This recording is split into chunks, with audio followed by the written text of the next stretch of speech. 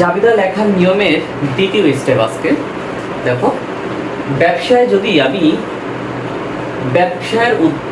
ব্যবসায় বিক্রয়ের উদ্দেশ্যে যে সকল পণ্যদ্রব্য বা মাল ক্রয় করা হয় সেগুলোর জন্য ক্রয় হিসাবকে ডেবিট করতে হয়।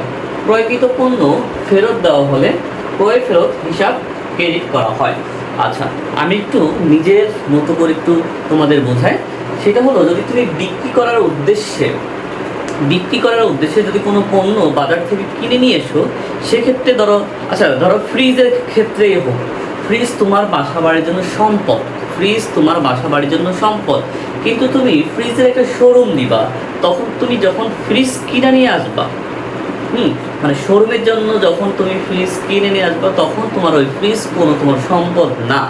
যদি বাসার ব্যবহারের জন্য ফ্রিজটা কিনে নিয়ে আসো, তাহলে ওই ফ্রিজটা তোমার জন্য কি সম্পদ। তবে তুমি শোরুমে বিক্রয়ের উদ্দেশ্যে তুমি এরকম 40টা ফ্রিজ ধরো কিনে নিয়ে আসছো, তখন তোমার কাছে ওই ফ্রিজগুলি হবে কি স্বাভাবিক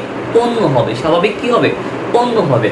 আচ্ছা, এই জন্য বলছে বিক্রয়ের উদ্দেশ্যে, ব্যবসায় বিক্রয়ের উদ্দেশ্যে যে সকল পণ্যদ্রব্য বা মাল ক্রয় করা হয় সেগুলো পণ্য হিসাবে অভিহিত করা হবে এবং ক্রয় হিসেবে ডেবিট করা হবে। কথা বুঝাইতে পারছি? পণ্য হিসাবে তুমি কি ওকে সম্বোধন করবা এবং এটা ক্রয় হিসেবে ডেবিট করতে হবে। আচ্ছা, এই সকল পণ্য আমি কিনে নিয়ে আসলাম বিক্রয়ের উদ্দেশ্যে, ঠিক আছে।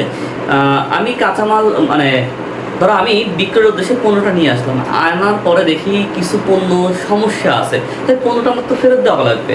সেই ক্ষেত্রে এই সকল পণ্য ফেরত, অর্থাৎ ক্রয়কৃত পণ্য যখন আমি ফেরত দিব, তখন বলা হবে ক্রয় ফেরত হিসাব কি ক্রেডিট। তাই স্বাভাবিক আমরা জাবেদা করার সময় আমরা যখন জাবেদা শিখছি তখন এগুলি কি মোটামুটি জানা হয়েছে।